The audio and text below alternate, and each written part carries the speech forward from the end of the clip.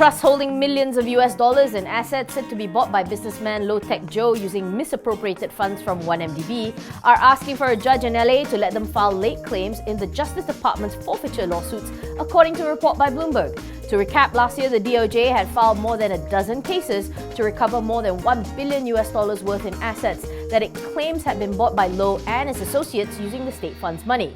The assets at issue include a stake in New York's Park Lane Hotel, a US $107 million interest in EMI Music Publishing, a US $35 million Bombardier jet, and a US $30 million penthouse in New York's Time Warner Center. The US had asked for default judgments against some of these assets because no valid claims had been filed in time. This bid to set aside the court-ordered deadline to file claims comes weeks after courts in New Zealand and the Cayman Islands allowed new trustees to represent the interests of the trust.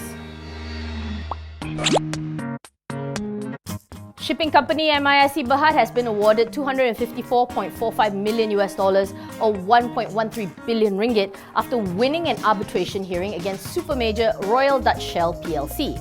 Its unit, Gemusut Kakap Semi-Floating Production System L Limited or GKL, initiated the legal battle against Shell's Malaysian subsidiary Sabah Shell Petroleum Co Limited last September.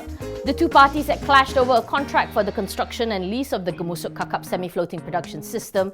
The dispute covered claims of outstanding additional lease rates, payment for completed variation works, and other associated costs under the contract. GKL was also awarded applicable interest and costs of over 308,000 ringgit.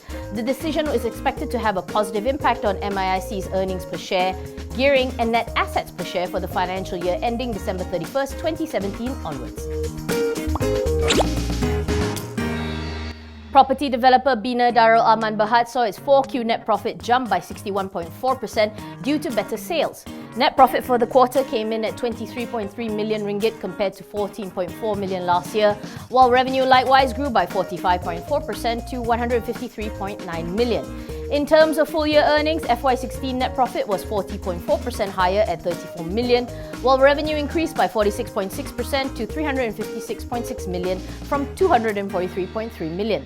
Going forward, BNadera is expecting FY17's performance to be respectable, given its sustainable land bank and projects.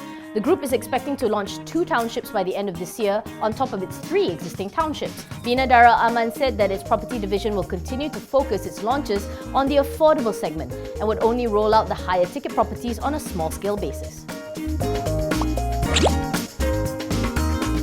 Sunway Berhad has big plans to launch up to 12 property projects worth 2 billion ringgit this year, both at home and away.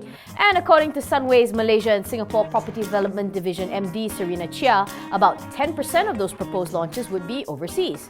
However, she was also quick to explain that the group was in no hurry to launch its projects and that it would still depend on the degree of market acceptance. She adds that consumers will continue to be wary and cautious with regards to the price appreciation of properties and bank lending. Chia says that Sunway is hoping to hit 1.1 billion ringgit in new property sales for this year.